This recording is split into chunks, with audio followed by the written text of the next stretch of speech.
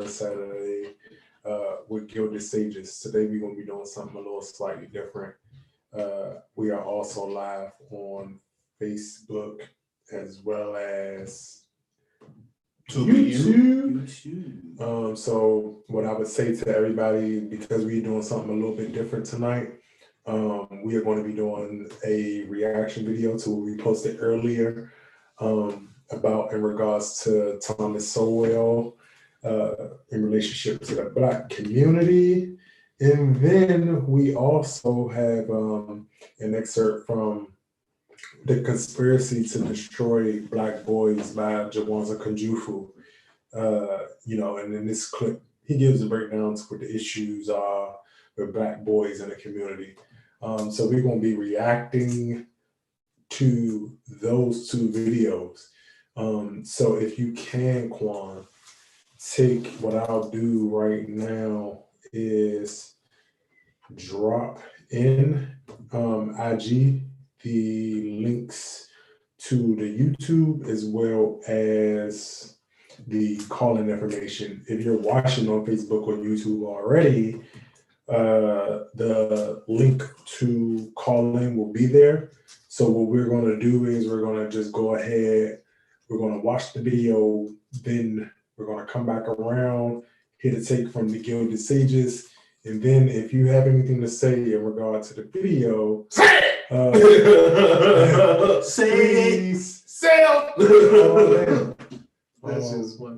call in, let us know what you think. Again, there is no right or wrong to any of this. I may disagree, even if I agree. Yeah, for me, I'm just full transparency. I'm watching these. Probably the Jawanza Kunjufu one I saw somewhat, but it's not fresh on my mind. So the reaction and response would be a pretty genuine one, as I don't necessarily have any recollection or bias to it. So with that being said, also, before we go ahead and get started, go over to the gildedsages.com. When you go there, please subscribe and become a member, because I have some beautiful writers right here in the room who will be delivering great forum discussions so that we can have these topics discussed, our community issues discussed on a platform that doesn't silence us or curate our words. And so if you can do that for me, go ahead and subscribe to the YouTube. If you're on IG, go ahead and subscribe to the YouTube, and go ahead and subscribe to the website and become a member. Later on down the line, that will definitely have more benefits to it, as we'll be definitely releasing more content. Try not to use a C word. And it don't end with T. I like that. We following the community guidelines. We following the community guidelines. But with all that being said, I want to thank everybody for joining us on this late Saturday to come have a discussion, watch us, view us, participate. We appreciate it. We love it. If you can you like the video? Can you share the video? Please don't forget that. That helps us out, because again, to be able to reach people, unfortunately, we do have to get over the tip of the algorithm. So all likes and shares are all appreciated. It's like calling money. Yeah, it was really like calling into the radio station. Yeah. And so again, when you get a chance, go ahead, go into the YouTube or come visit us over at Facebook. Again, it's Gilded Sages at Gilded Sages, GILDED Sages, SAGES. Did I forget it? Oh, one last announcement before we go ahead and get started. For all of those people who do want to become active, so if you're independent or, no, I'm not going to do that. If you're independent, go ahead, reach out, come over to us to help organize around a lot of these issues. And I want to thank all of my new colleagues who will be a part of DC Young Democrats as executive board members. And if you also are registered as a Democrat, please feel free to go over to dcyds.org. Come over, subscribe to that. Also, become a member, as I will need people to be on committees and all those different kind of things so that we can actually do the work and not just have conversations, because I'm also about trying to move the needle. I do like discussions, but moving the needle is super, super, super important. So with that being said, I'm not going to hold us up anymore. What I am going to do, I'm going to go into real quick the video right now. Let me see. Share the screen. Bloop.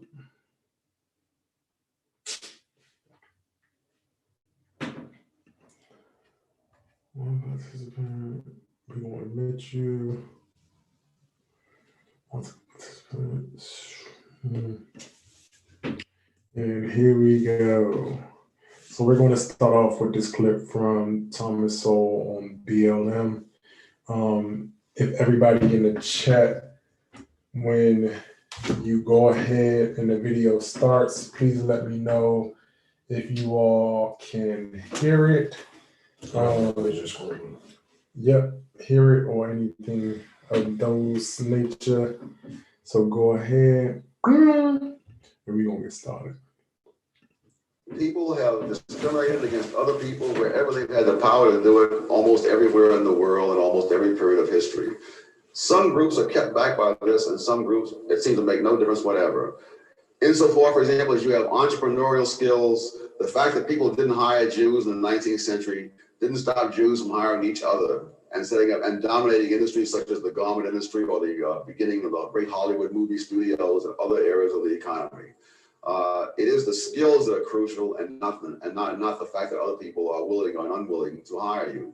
Even groups that have a great animosity towards other groups will nevertheless hire members of those groups with skills in the long run if there are enough of them to make it worth their while. What's the lesson in that statement for Black Americans? Skills are what matters. If other people will not acknowledge your skills in the short run, then those same skills are useful in the Black community with other Blacks. It's what has made other groups advance from poverty to affluence. I know of nothing else that's really done it. And because it's a short clip, I'm gonna just run it back for everybody, just in case you missed any part. Again, if you want to call in, hit the links below, call in via Zoom. If you need to hear it again, I'm gonna go ahead and play it again. It's a nice short clip. Give me your thoughts. Again, it don't gotta be formal. It don't gotta be any of those things. There's no right or wrong. No violence. All smoke, no violence. It just talk about what it prompted from you. Just talk about what resonated or what it brought out of you when you hear this particular segment. So I'm gonna just play it one more time for everybody. Go ahead. People have discriminated against other people wherever they've had the power to do it, almost everywhere in the world and almost every period of history. Some groups are kept back by this, and some groups, it seems to make no difference whatever. Insofar, for example, as you have entrepreneurial skills, the fact that people didn't hire Jews in the 19th century didn't stop Jews from hiring each other and setting up and dominating industries such as the garment industry or the beginning of the great Hollywood movie studios and other areas of the economy. It is the skills that are crucial and not the fact that other people are willing or unwilling to hire you. Even groups that have a great animosity towards other groups will nevertheless hire members of those groups with skills in the long run if there are enough of them to make it worth their while. What's the lesson in that statement for Black Americans? Skills are what matters. If other people will not acknowledge your skills in the short run, then those same skills are useful in the Black community with other Blacks. It's what has made other groups advance from poverty to affluence. I know of nothing else that's really done it. So with all of that being said, as you all heard, he was talking about skills and the acquisition of I guess, wealth and riches through those skills. Q, I'm gonna just go ahead and let you start it off and go ahead and tell me what you think about what your guy had to say, man. Man, Thomas Sowell is he's a complicated figure, like my man Booger. But what Thomas Sowell says in this clip about skills, he's right. The word ghetto comes from Jewish people being excluded from Christian societies and Jewish people being forced to do the services that Christians deemed unchristian-like. And when Thomas Sowell talks about skills, he's right again. Every economic system needs skilled players. It needs skilled people. If it didn't, the king wouldn't need dupes. If it did, any system, not just capitalistic, skills are necessary. If skills were necessary, pharaohs wouldn't need tradespeople, right? But with Thomas Sowell, especially in this clip, it's like you omitting a lot. Did we not have a Black Wall Street, my dude? Did we not have whole towns and cities where Black people were skilled and they were intentionally taken out? And that's where, with Thomas Sowell, it gets a little like, you're right, but you're not telling the whole story. You're not telling everything.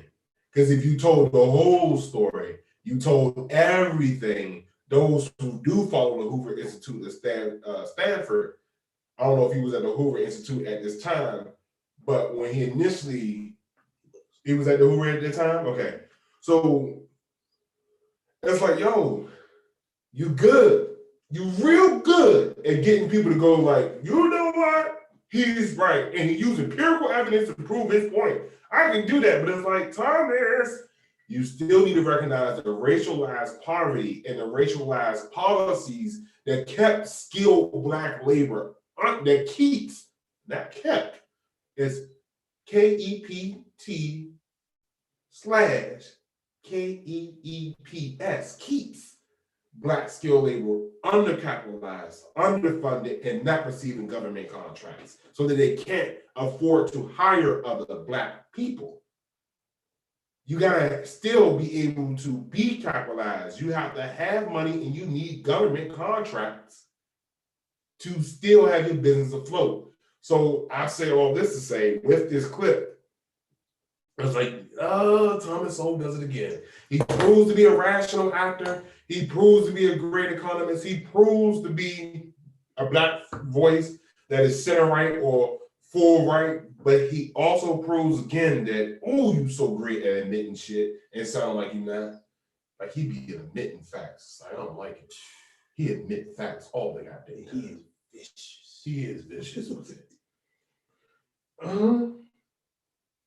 So my question to you though, you don't hear no admission in that? Because I know you like skills. You the main nigga, did you work out today, nigga? How much water you been drinking? I know you like skills, but do you think Thomas is telling the people the whole truth, nothing but the truth, so help him God? Definitely not the whole truth, as I took down a few little notes as I was going ahead, looking through and watching. Nah, he texted. He texted. I'm boo-loving over here. Hold up. Man. No. So I do agree that there's a lot of omission in that.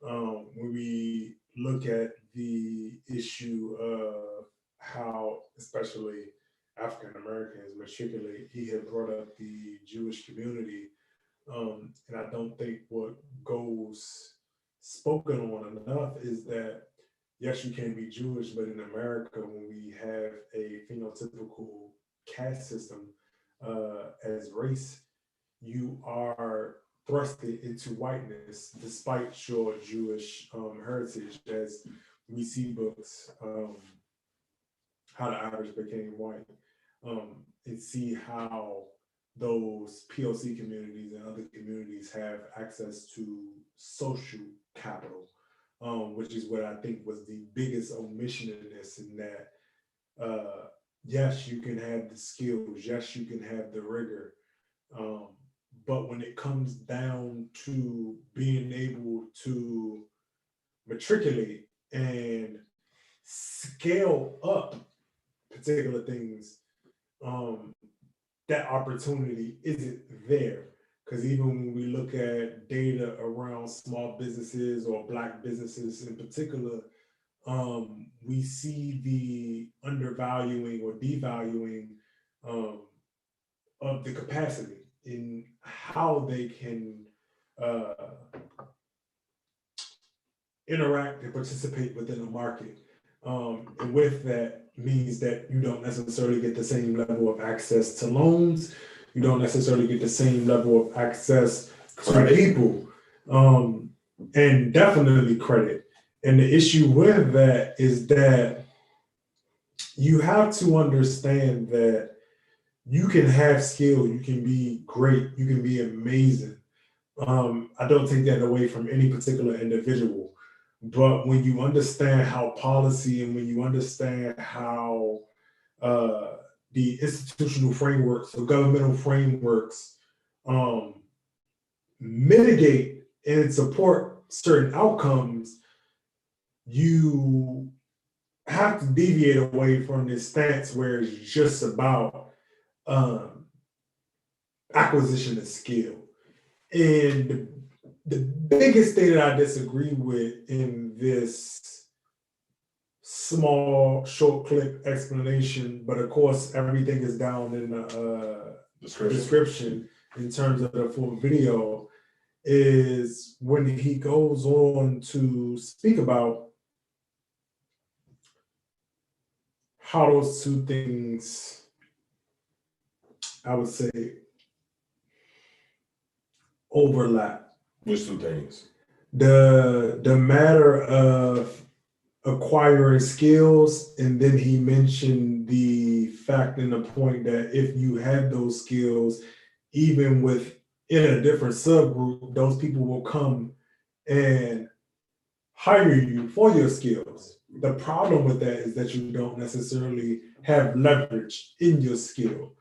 And so what we see a lot of times and nowadays is whether you want to go from entertainment, whether you want to go to academia, whether you want to go to politicians, no matter where you go, what happens when you have that typical mindset is you don't necessarily understand that though I have the skills, my skills are being weaponized against me. My skills are being weaponized against me through weaponizing it against my community. Because yes, I can be the best intellectual, I can be the best craftsman ever. But if a person hires me, the person who has the leverage, because he talks about white supremacy, he talks about Jews, he talks about navigating it. If everything is hell-bent on moving their quote-unquote agenda, then my skills are not an asset to me. My skills are a weapon used against me because that person who I'm using the skills for is in opposition to me. So I have to be cognizant of who and what I am giving my skills to. Like you said, I'm not against skills in any measured way.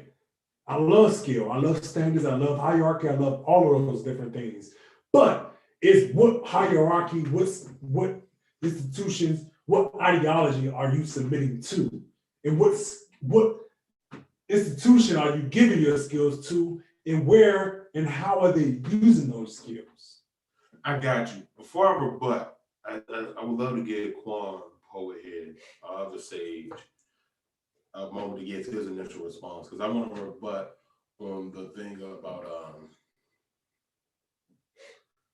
not necessarily rebut, but I want to dive deeper into the point about skill acquisition. But I want to get Quan in first. For me, I just feel like it not omits, but it assumes that certain things, certain institutions work in good faith, that everyone's working within a system where these skills are appreciated with the correct amount of merit, where we know that there are a lot of instances where you can easily just slip through the cracks.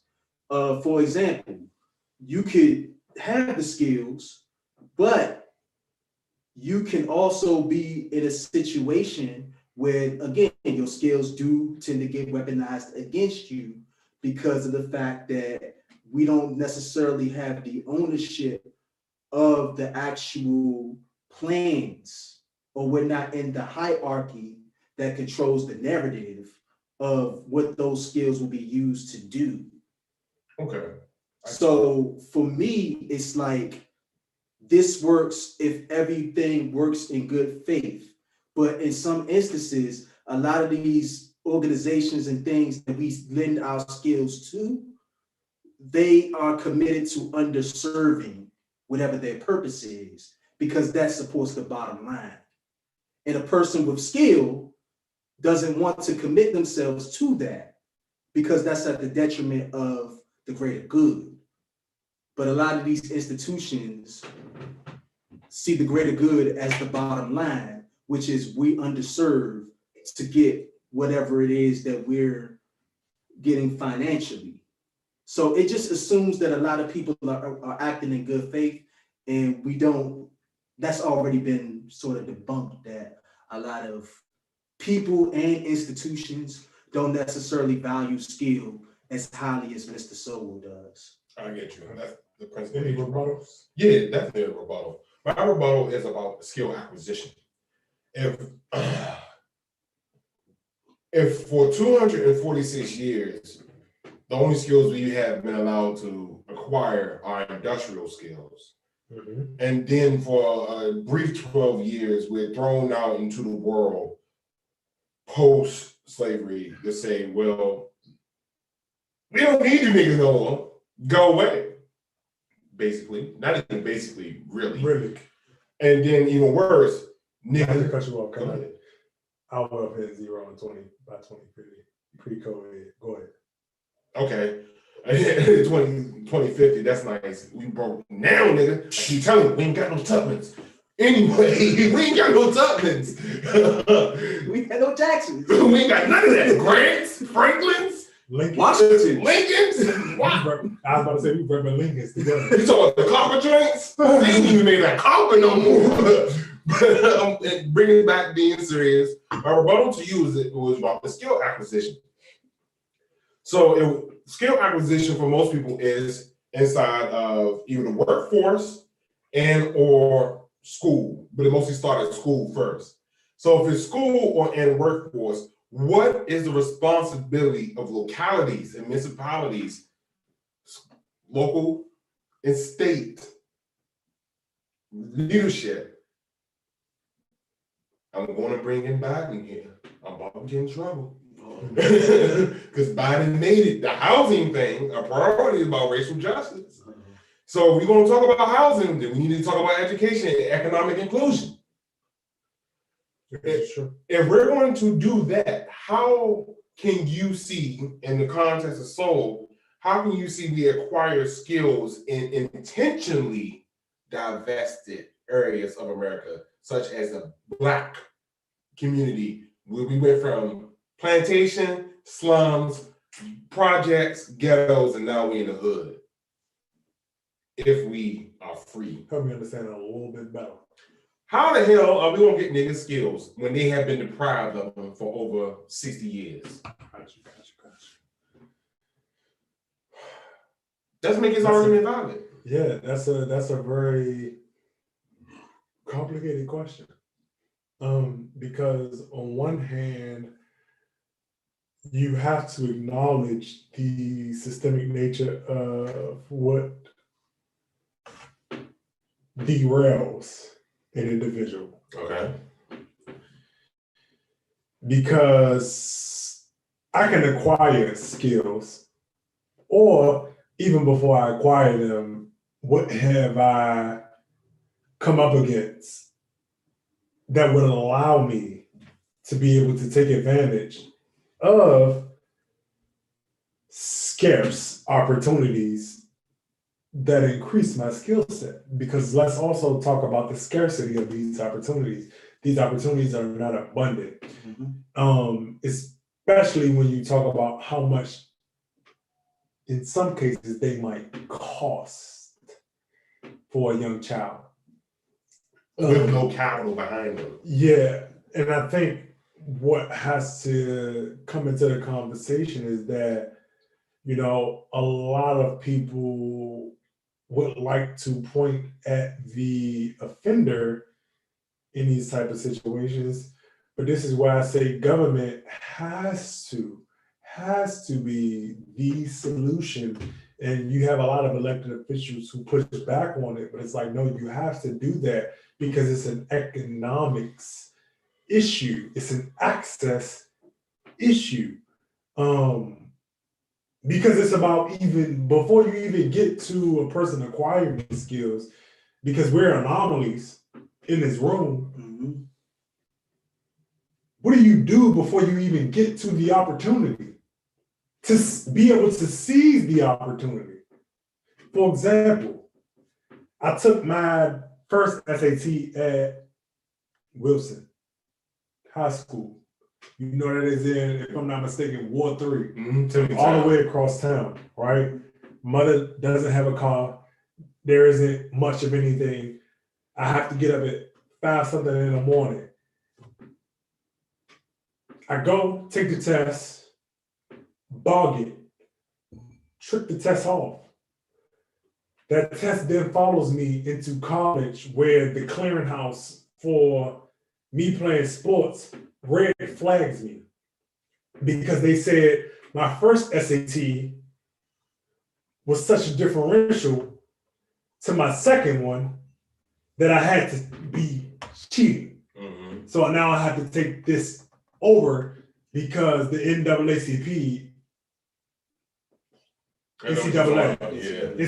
I'm sorry. Same cheating asshole. They ain't helping niggas get a chance. Exactly. It's saying that I'm cheating, right? And so what they don't understand in that is it was a learning curve. The first time when I went into the test, I had to take a shit. I got you. It was early. I had to be up there by like 6, and you know the buses running DC at that early in the morning on a Saturday, slow. Yeah, you lucky. Twice an hour. I was about to say you lucky. You get So I'm trying to get there. I wasn't prepped. We didn't understand what was going on. Second time around, I knew what it was.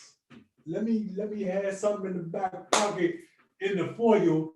This when I was eating the bacons out here. I'm about to have this ham and cheese sandwich in this foil, and I'm about to be ready because I know what it is this time. But what isn't assessed in these type of statements is the trial and error that people have to go through because they don't have access, because they don't have resources.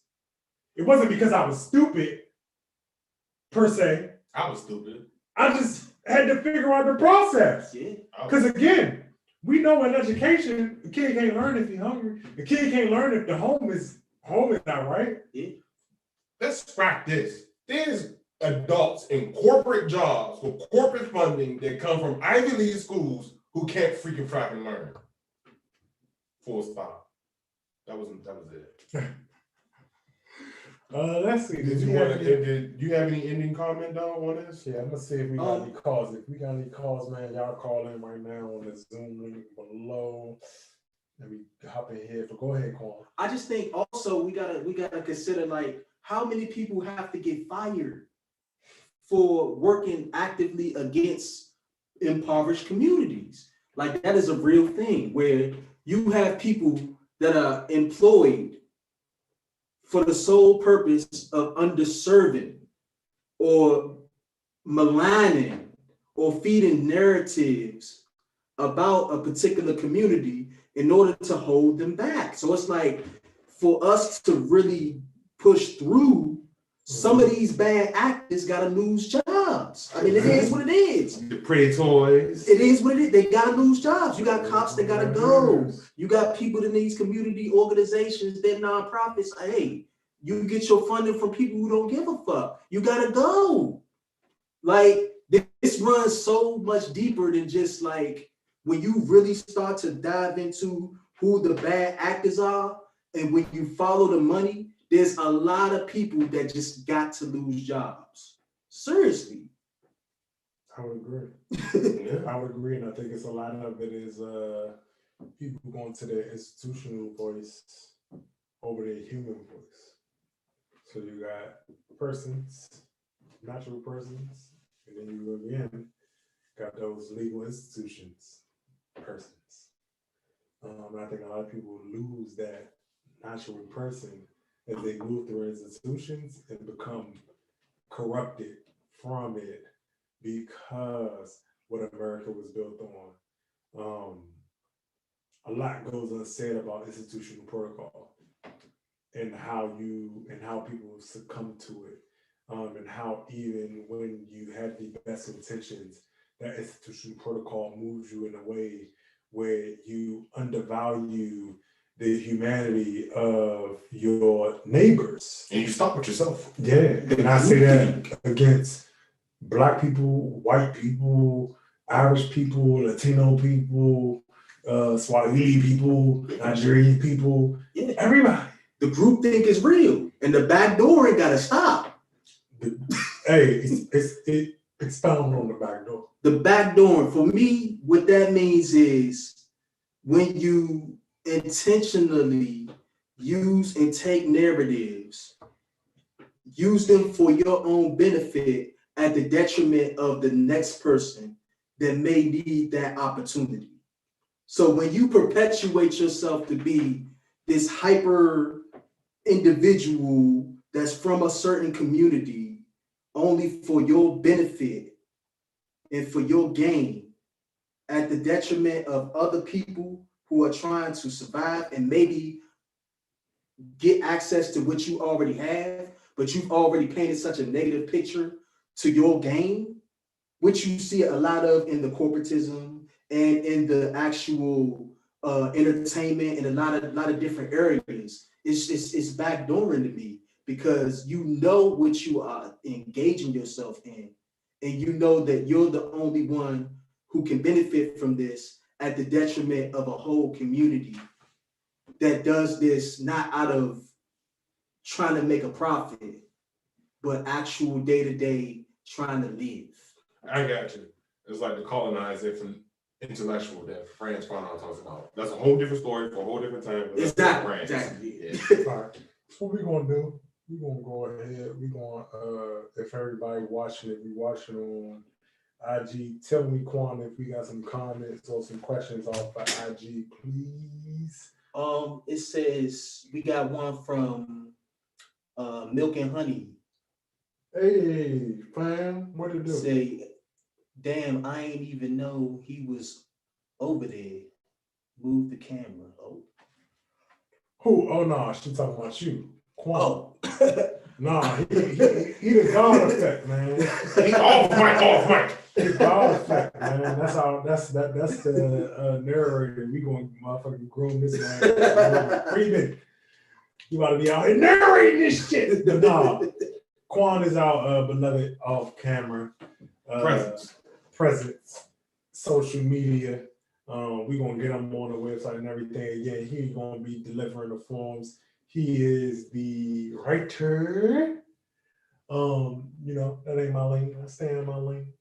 I write and dibble dabble here and there. No, nobody in this damn room stay in their lane. No, nobody in this room stay in their lane. Nigga boy. Yes, definitely nigga boy. But nah, yeah.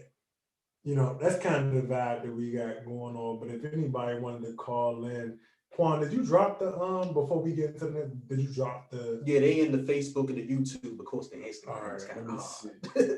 Yeah, did anybody want to call in? Please, if you want to, man. Look, man. Hey, if you know me, you know I'm be careful. Say what you say.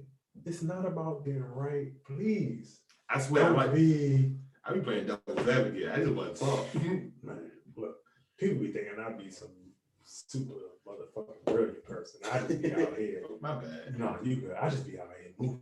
Man, I get called arrogant so much. I got a While whole we in playlist. while we in a brief, small intermission, because you won't cut this part out.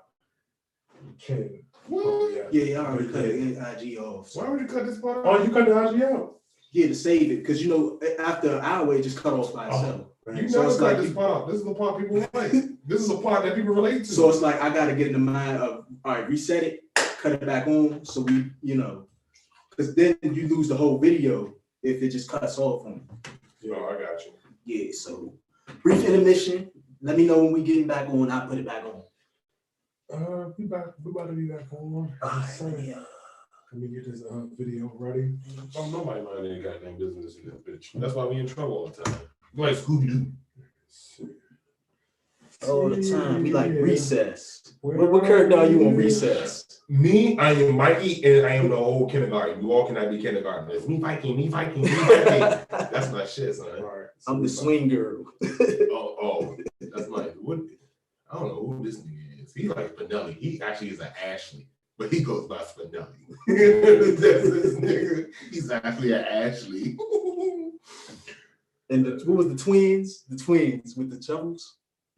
You remember the twins with the shovels? I I don't know what you're talking about. The little kids.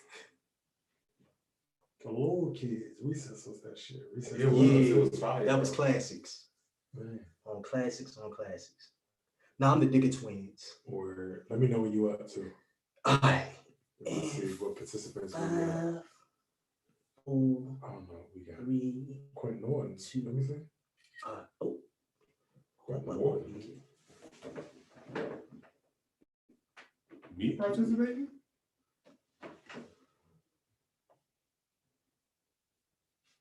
Who hacked into my Zoom? We going live in 5, 4. No, that's this. Oh, 3, 2. you called in on my Zoom? I was about to get freaked out because I used that. Oh no, I don't know how All to right. So My Zoom is open. You just close it, bro. Okay. it's all good. I'm about to remove you. I was about to get freaked out. I was like, oh! I made my money through that. All right, so we back up. We back up. Yeah. Again, we're gonna go ahead and reset everything. If you watching, please go over to YouTube or Facebook so you can get the whole experience because we are playing the clips live.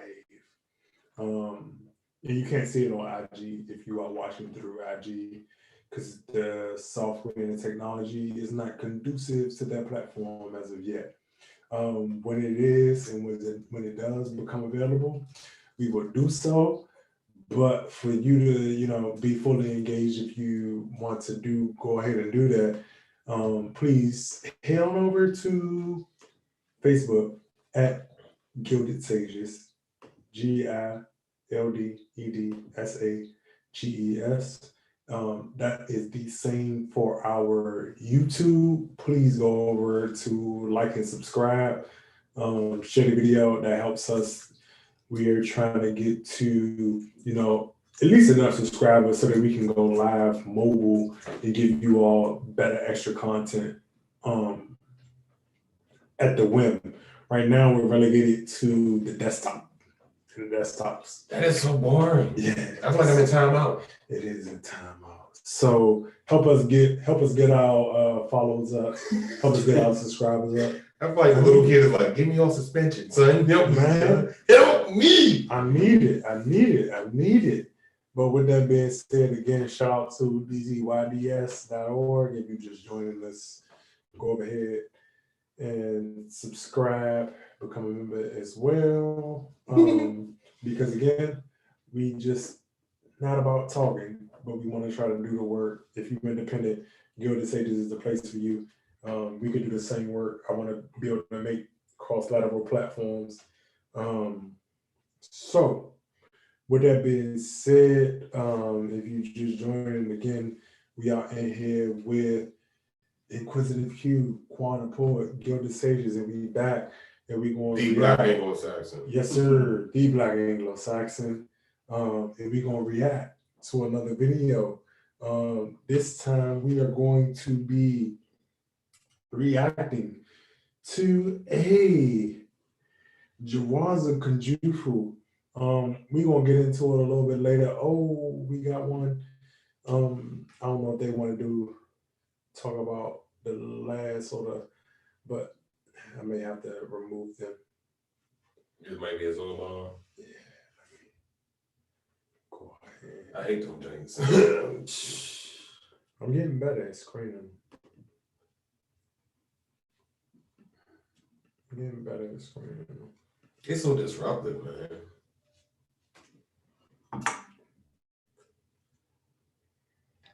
Hello. Hello? Hello. Yes. Did you have a comment, sir? Can you state your name? No. Please? My name is Alex Lopez, 27 years old. Sure. How you doing today? I am actually doing very, very fine. How about you? I'm doing fine. So did you have a particular take on the topic or discussion at hand? No, I'm just here to watch. Okay. We definitely appreciate you to watch and encourage if you know anybody else who has a actual take on a particular hand. We're gonna be going into another video next, but we definitely appreciate you for tuning in. Please like and share. But Anytime, man. Anytime. Thanks. It means a lot to us over here at Gilded Sages. You're welcome. So with that being said, I'm gonna just go ahead into the next video right now. Let's go ahead. Let me expand this. Look at your screen. Here. I can see from here. And so. Tell you know where are. If they're not available to Black women, where are they? Call her up. In jail, there are 329,000 brothers in prison right now. 1 of every 4 brothers will go to prison. Where else? Or death. There's numerous ways that we die. There's homicide, suicide, drugs, war, high blood pressure, and the leading killer among Black men, lung cancer. Our love for cigarettes, especially cool. Smoke them all day long, die the exact same way. Cool. Where else? We have prison, death. What else to make us unavailable to Black women? Yes, homosexuality. As you said earlier, 1 of every 9 men in this country are homosexual. Where else? Yes. Hospitalized, institutionalized. Okay, so institutionalization, and there's not only in terms of hospitals, but also mental institutions, and of course, when they get released, many times being homeless. There's still one other large popular area. Lindy? Okay, interracial marriages. Now I want to pause there for a moment, because you would think if anybody is going to marry outside the race, it would be Black women. You got 2 Black women for every 1 Black man. But as Cindy pointed out, it's exactly the opposite. There are 164,000 interracial marriages, of which 116,000 are brothers. That means 48,000 sisters. It's almost a 2-to-1 ratio of Black men to Black women marrying outside the race. But remember, as you said in the earlier workshop, if the definition of beauty is light skin, long hair, and blue eyes, why stop with Renee, the light skin sister? Why not get you the real thing? That's some serious problems, Steve. And then Black men tell me, I can't find a Black woman to understand me. You mean out of 20 million Black women, you can't find one understanding? You don't need a white woman, you need a psychiatrist. Okay. And like we did for the last video, what we're gonna go ahead and do is run it back one more time, just so everybody can have a clear understanding of what's being said, get your thoughts and everything gathered together. Just one more time. You know, these clips are nice and short, sweet to the point. Thanks to Quan Port. We're gonna get here and listen one more time. They're not available to Black women. Where are call her up. In jail, there are 329,000 brothers in prison right now. 1 of every 4 brothers will go to prison. Where else? Or death. There's numerous ways that we die. is homicide, suicide, drugs, war, high blood pressure, and the leading killer among black men, lung cancer. Our love for cigarettes, especially cool. Smoke them all day long, that exact same way. Cool. What else? We have prison, death. What else to make us unavailable to black women? Yes, homosexuality. As we said earlier, 1 of every 9 men in this country are homosexual. What else? Yes. Okay, so institutionalization, and there's not only in terms of hospitals, but also mental institutions, and of course, when they get released, many times being homeless. There's still one other large popular area. Okay, interracial marriages. Now I want to pause here for a moment, because you would think if anybody is going to marry outside the race, it would be black women. You got 2 black women for every 1 black man. But it's let me point out, it's exactly the opposite. There are 164,000 interracial marriages, of which 116,000 are brothers. That means 48,000 sisters. It's almost a 2-to-1 ratio of black men to black women marrying outside the race. But remember, as you said in the earlier workshop, if the definition of beauty is light skin, long hair, blue eyes, why stop with Renee, the light skinned sister? Why not get you the real thing? There's some serious problems here. And then black men tell me, I can't find a black woman to understand me. You need out of 20 million black women, you can't find one to understand you? You don't need a white woman, you need a psychiatrist. All right. So with that being said, we're going to go ahead. We're going to stop the sharing. And what I want to do before I go ahead and get into the cause, I'm going to pass it to Q to hear your thoughts on what you got from that clip. And do you agree or disagree? Because he presents so many different points, it's hard to disagree with it entirely. Mm-hmm. What I will say is that it's dated when he says homosexuality keeps black men from black women is like, not necessarily. That's not necessarily true. And I won't go as far as say he's homophobic and saying that. It's like this clip is from the 80s, right? Yeah. Yeah, so it's like it's dated. His language is dated in that sense. But that clip, because I've seen a longer view of it, it gives a great synopsis of his overall point. That it's not about bashing black women and saying black women are the problem. And he also pointed out the duplicity of black men and just saying that they're going to go for the status to be with a white woman, because we know colorism is still a thing in the black community. It's very true. I dealt with it. I have to deal with it, and will continue to deal with it, especially as a dark-skinned man who, quote unquote, has aspirations and ambition. We all know what that means and what it turns out to be. But those numbers are before we got our man in the 1994 crime bill, Sleepy Joe. So those numbers are more exacerbated in today's time. And the cools have been replaced with codeine. Cigarettes aren't as popular as they used to be, but there's other ways people are self-destructive. And I get from that clip that there's a lot of self-destructive behaviors that people have adopted from being economically excluded. And that's what Dr. King talks about in The Other America. The Other America, when he starts having that speech before he goes into the Poor People's March and the Poor People's Campaign, is that we have to be accountable. Because to me, that clip talks about being accountable. Like, you have to be accountable for what you're engaging and what you're interacting with as a black man in America.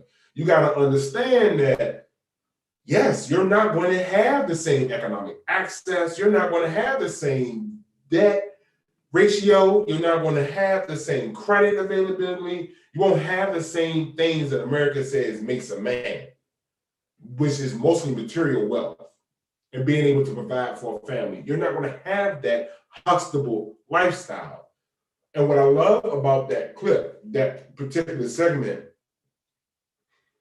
good job, Quan, on that, is that we really get to a highlight. We get a good and great highlight as to some of the mental hurdles that black men deal with.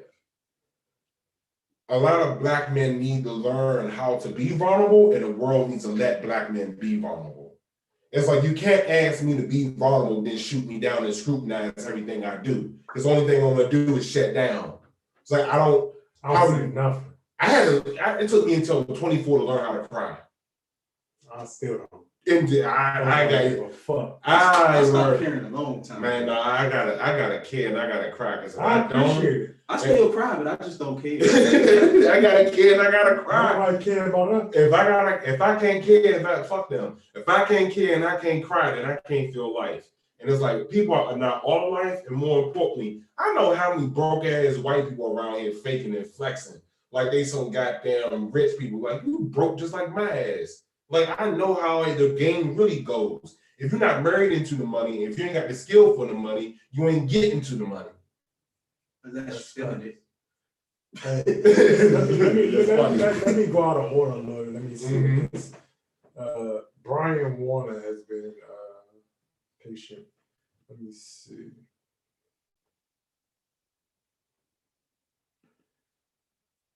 Start video. And if you can, Brian Warner going once.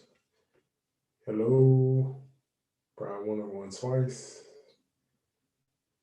Hello. Before we move on. And we are moving on from Mr. Brian Warner.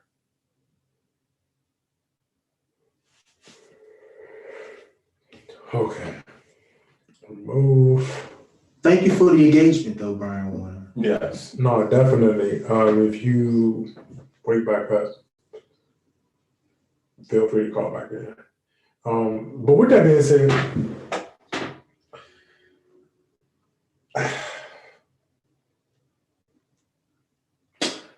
I took a lot from that. You know, I think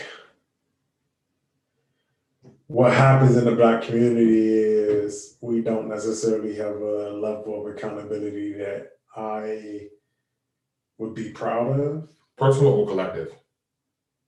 Collective. Okay. I think personally, people are very, very adamant about what it is they do or where it is they believe they're going, or they're committed to their own vision. And I think in a lot of ways, we overdo the singular vision, the singular goals in lieu of the collective. Because what happens is you get a lot of people who individually matriculate. Okay. And again, people could say the same thing about myself. That don't necessarily not only agree with the collective, but work against the collective. And when I hear a conversation about such issues in the community, I always have to like pause and think, because especially when he gets to talking about kind of how we move as a people,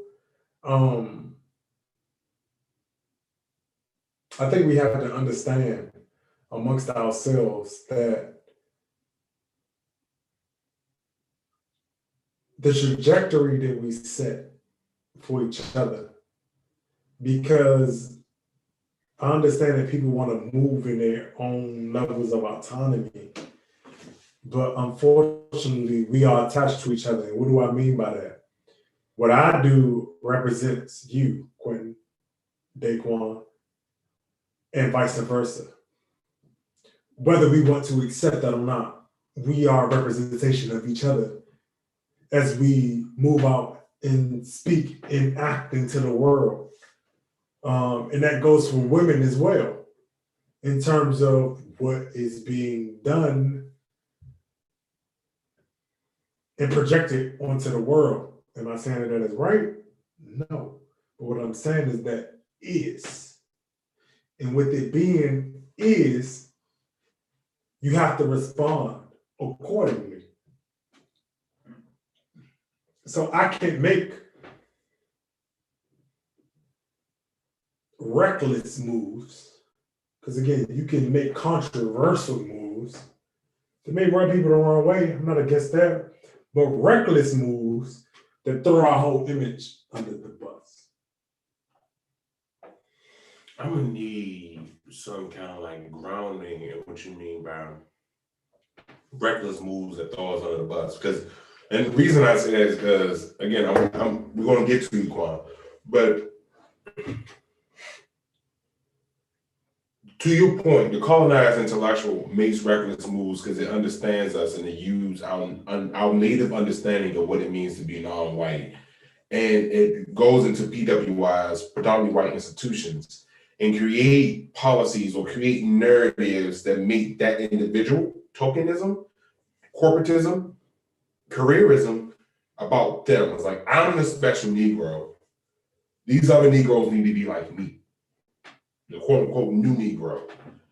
So that's reckless, but most of the time when we talk about reckless behavior in the Black community, we talk about Ray Ray and them. We talk about Tone Tone. We talk about rap. What makes Tone Tone and them reckless, but not necessarily pretty toys? I wouldn't even say it's Tone Tone and them who are reckless. I think a lot of people in suits and the toys are very, very reckless. The recklessness comes down to putting the group in a position where it has to uphold a value that is detrimental to the overall community. For example, you often push back on exceptionalism, which I agree with. But I think that is a form of recklessness that is displayed by the toys, by the suits. Exceptionalism? Yeah. Because I don't think that all of the people who participate in it are aware that they are participating in pushing exceptionalism. But then you have those who are aware.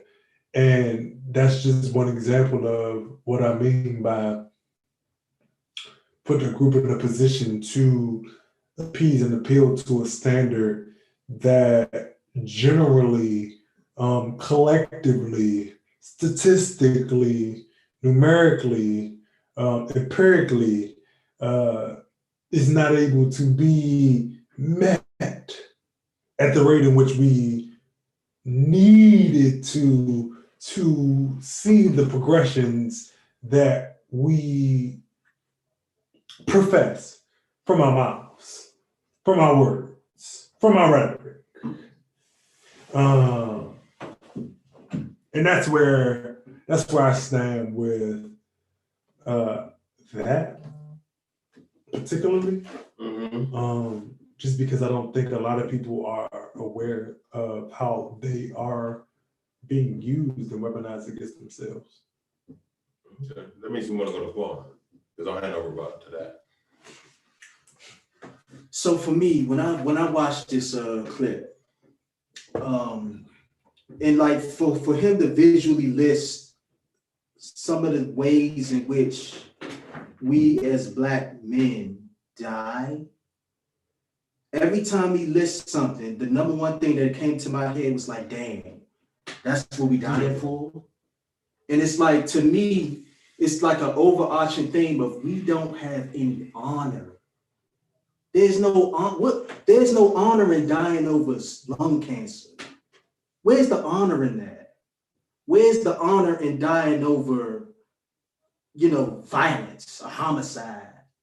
Where's the honor in dying over trying to be with somebody outside of another? Like, these are the things that we are dying for. And what's missing is, why aren't we dying to educate our own kids? Why aren't we dying and trying to better our community?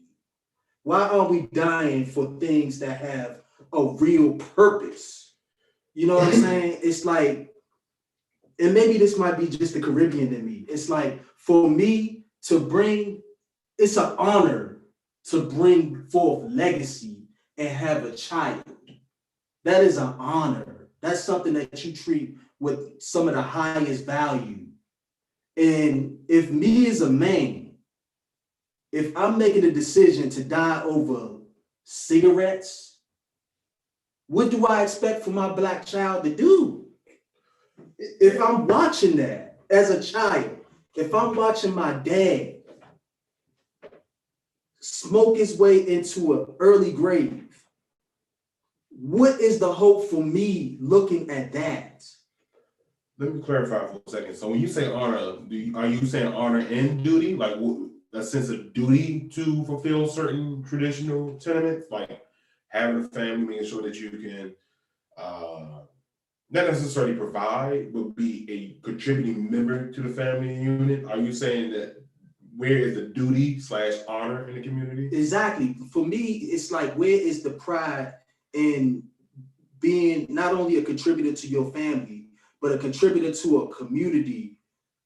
Because again, your child is going to have friends. This is true. And you also need to be that example to them as well. And that in and of itself is a responsibility. And to see him list out all of the things that we dying for, it's like, yo, there's no honor in dying over that.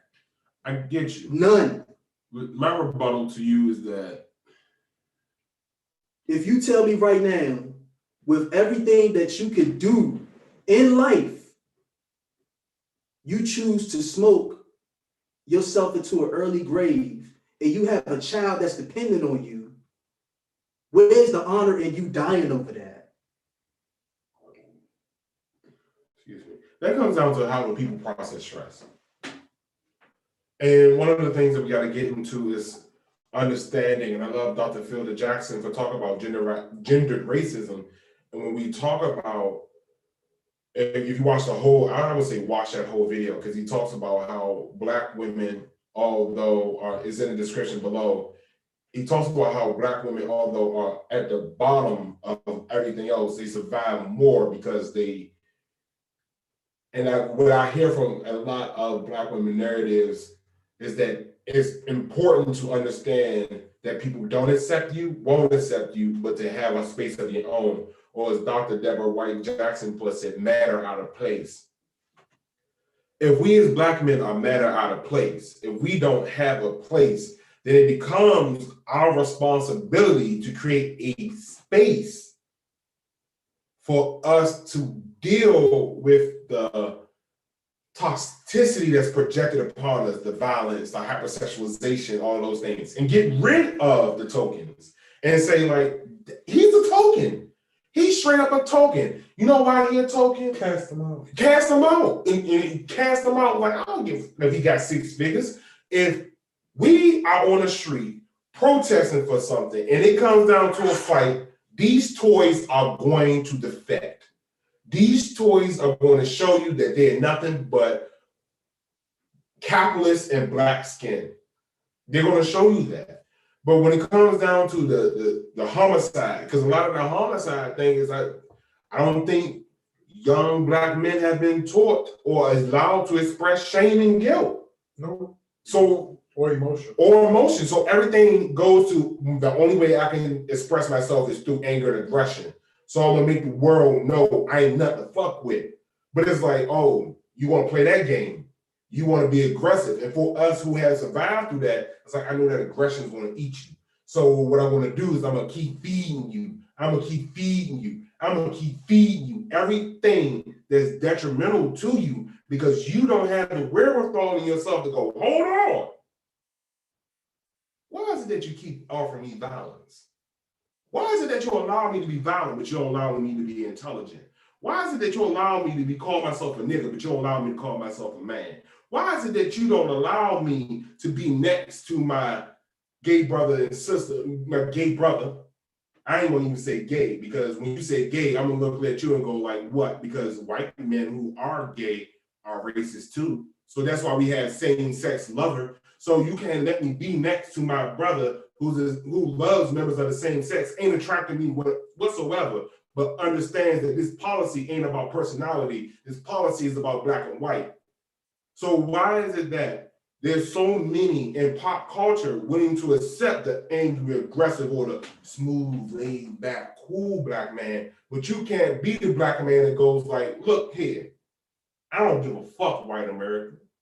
If they black trans, if they black gay, they black lesbian, black non-conforming, black anything, and you come against them, you come against blackness. And if you come against blackness, I got a problem with your whiteness. I don't give a fuck what line you cross on blackness. You cross that fucking line, we got a fucking issue. And that's the problem. Because there's so many of these toys want to go, well, I'm the exceptional one. I'm not going to cause no problem as long as you give me this check. And those are the chucking and jiving niggas that people praise. It's like, look at him. He's a good father. He pays for everything. How many of these niggas on the DL? Like, I don't have nothing about you being out, but if you're on the DL, you are playing people. You are being deceptive. So that's my thing about honor, because I'm really doing this about honor. It's not me attacking any demographic, but to say, if we want to instill honor and duty, how do we as black men, as matter out of space, create a place in a space for us to exist and honor and respect one another? The Nation of Islam did it. I don't necessarily agree with their progression. I don't necessarily agree with their principles, but I understand taking a hard line and a hard stance of, you haven't created a space. You, mainstream America, have not created a space for me. So I must take this militant action to protect myself and my kin, because you have shown me that the only use for me is as a prisoner, as a scapegoat, and if I'm a woman, all of those included on top of the reproductive labor. So my question is, how do we instill honor and accountability with people who are constantly experiencing ongoing chronic stress that becomes ongoing and chronic disease? I went off. I'm stepping from behind the podium. That's a very good question in terms of how to fix what I always call a trajectory. Because again, you have a series of behaviors that have created like a particular behavior, any outcomes. And I only see for right now, again, if you want to call in and give a difference of opinion, that is fair. But the only way I see is to co-opt that through the mechanics of behavioral algorithms. And what I mean by that is, I'm glad the whole thing with Robin Hood happened, because that's a perfect example. If you apply that same economic method to the social paradigms that exist, and in terms of circumventing what you know is to come and standing in the gap of that to prevent that and extort that to your benefit, that is what we have to do socially to come out of this. The Robin Hood thing was an economic endeavor. What I'm asking people to do is do and use that same ideology, those same mechanics in terms of how we move socially. Because we can't say to ourselves that, yes, we understand everything that happens and we want to blame white supremacy and we want to do all of those things. And again, I'm not saying that white supremacy isn't an issue. But, especially in that video, we have to hold to some extent ourselves accountable in how we participate and perpetuate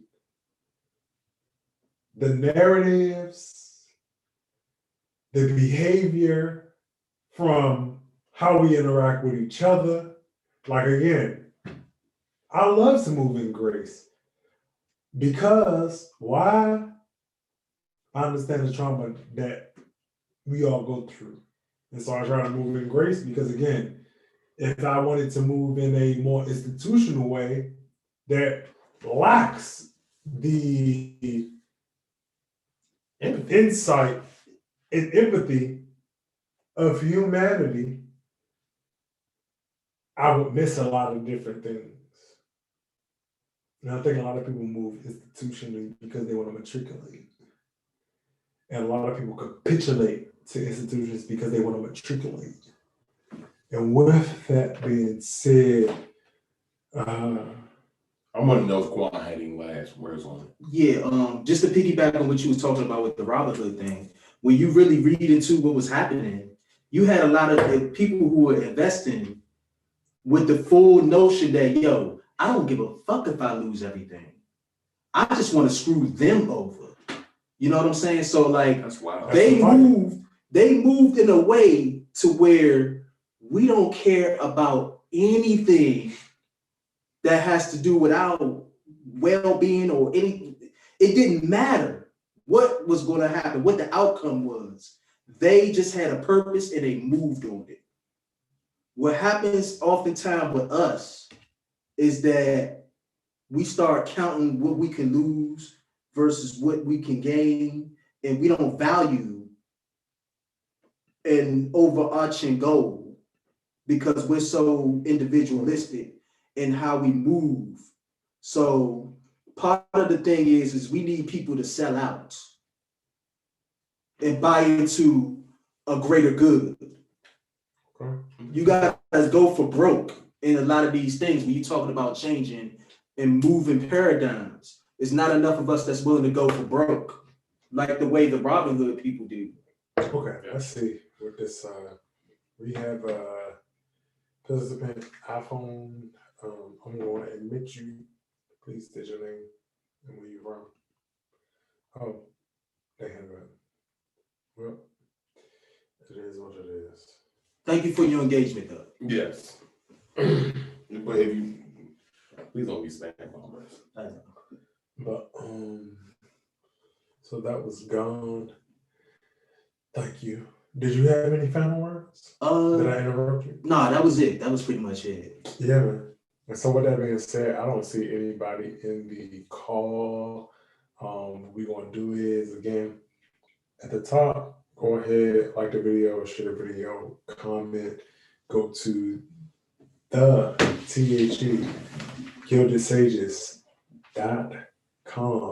Subscribe, become a member. Mm-hmm. We're going to have forums. We're going to have more discussions over there, unfiltered, curated, because that's what we are about. Is having the hard conversations that a lot of people are willing to have. And so, with that being said, I want to thank everybody. I want to appreciate personally everybody for voting in the DC Young Democrats elections to help me become new VP. With that being said, if you want to subscribe to our website as well, go over to DC Young Democrats .org, DCYDS.org. Subscribe to that so that we can also, while we're having these conversations, begin to do the work as the work. Nobody cares if you're just talking. So with that being said, I want to love everybody, thank everybody. Go ahead, enjoy the rest of your evening. And if you are also watching this video on replay, hit that share button, man. Hit that share button, man. We definitely appreciate it. And go to the website, Share. the Gilded Sages. Mm-hmm. Become a subscriber. I just saw someone pop in the comments. Oh, congratulations. Thank you. Thank you. I appreciate that. I appreciate that very sincerely. We see y'all later. Yeah, man. I need y'all help. I'll say I need y'all help. Definitely. This nigga always need help. Yes. It's an uphill battle in these institutions, man. It's a lot of crazy, cynical, malicious people, man. I need y'all help. I can't divulge everything, but please come into the institution so that you can be helpful. It's a day in, day out. This is a conversation for the site. Yeah. We should literally have a whole. I'm going to push for us to have a whole forum just for institutional people. We can do it. We do. And if you need to use a pseudonym or a false name, do so. But we need some confessions. I was about to say, I don't need no suit. My mother's already don't like me. I'll miss it, don't be like. Hey, I come in this joint, people know when they recruit me, they recruiting a motherfucker who is taking the oppositional stance. And then you're gonna have to take some smoke when they come to alignment with me because I don't know when to shut the fuck up. Apparently, that's what I've been told. So it is what it is. I embrace that. People may not love me for it, but they respect me for it. That's So, me and being an asshole. I take that.